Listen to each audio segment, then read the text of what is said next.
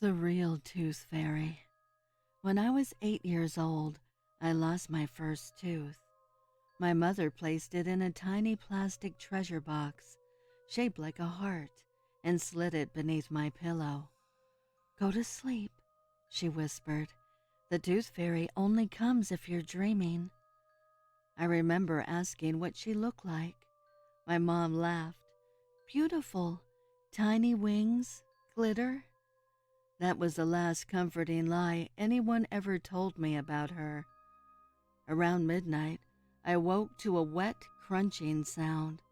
At first, I thought our dog had gotten into my room. Then I heard slow breathing, right beside my bed. I opened my eyes. Something was crouched in the corner.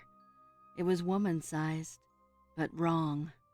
Her stringy blonde hair clung in greasy clumps over a face so pale it looked dead. Her eyes were tiny black beads sunk deep into swollen skin.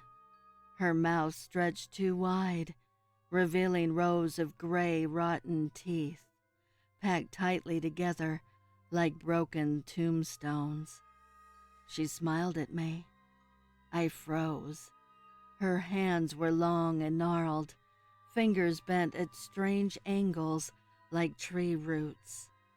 In one hand she clutched a filthy sack that wriggled and clinked softly. Teeth, hundreds of them. Baby teeth, adult teeth, animal teeth. Some still had blood on them. I wanted to scream for my parents, but she lifted one crooked finger to her mouth. "Children who scream," she whispered. "Oh, interest." Her voice sounded like teeth grinding together. I stayed perfectly still as she crawled toward my bed. Not walked, crawled. Her joints cracked backwards as she moved across the floor like a spider. She reached beneath my pillow and removed my tiny plastic tooth box. She opened it, looked inside, then slowly turned her head toward me. "You gave me one." She smiled wider. "But you have so many more." Her hand shot into my mouth before I could react. Her nails dug into my gums. The pain was blinding. I screamed as she yanked. Blood sprayed across my blanket. She pulled out one of my molars. Then another. Then another. She dropped each one into her sack. I heard my parents running down the hallway. The creature hissed and climbed onto the ceiling like an insect. My bedroom door burst open. My parents flicked on the lights. The room was empty. The blood was gone. And under my pillow was a single gold coin. I tried telling them what happened, but when I opened my mouth, my teeth were still there. Every single one. No blood, no wounds. They thought it was a nightmare. For years, I almost believed them, until I became a dentist. Last week, a little girl came into my office to have a loose tooth removed. She looked terrified. As I reached for my tools, she grabbed my wrist. "Don't let her take them." I laughed nervously. "Who?" Her face turned white. "The woman with the sack." My stomach dropped. That night, I checked security footage from my office. At 3:14 a.m., every camera went black. When the feed returned, every jar of extracted teeth was empty. Then I noticed something in the final frame. A woman standing inches from the camera.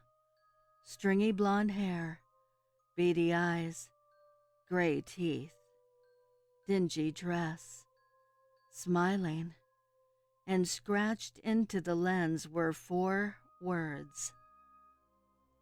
You owe me interest. The Tooth Fairy. My grandmother used to warn me never to put a tooth under my pillow. She said if I did, she would come.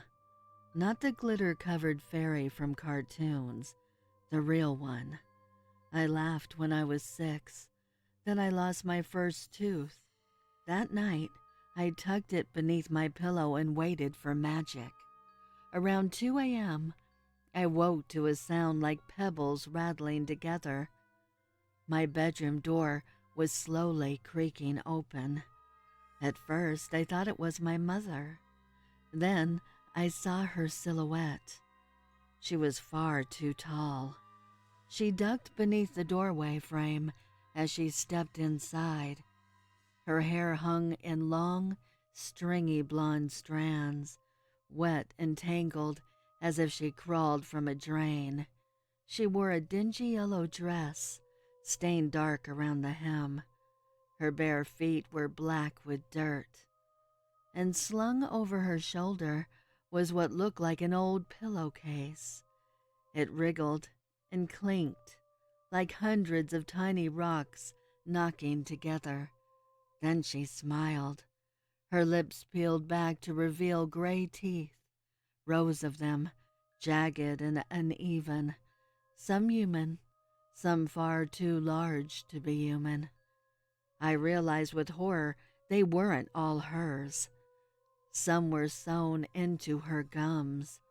She tilted her head and whispered in a raspy voice, "Did you leave me a gift?" I couldn't move. She floated to my bedside and slowly slid her filthy hand beneath my pillow. She pulled out my tiny tooth. For a moment, I thought she'd leave. Instead, she sniffed it, then frowned. "Baby teeth are so small." Her black eyes lifted to me. "But yours will grow back." Before I could scream, she climbed onto my bed. Her fingers forced my jaw open. I felt her nails digging into my gums.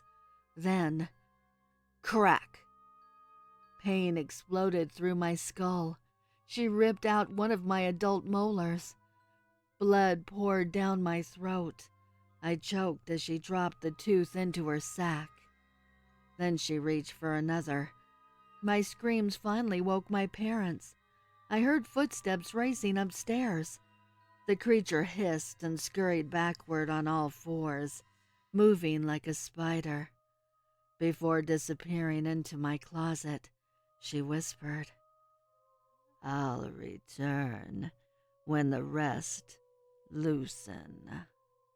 My parents found me bleeding, missing a tooth. Police searched the house. No one found anything. For years, I slept with my mouth taped shut. I thought I was safe once I became an adult. Then my daughter lost her first tooth last night. She insisted on putting it beneath her pillow.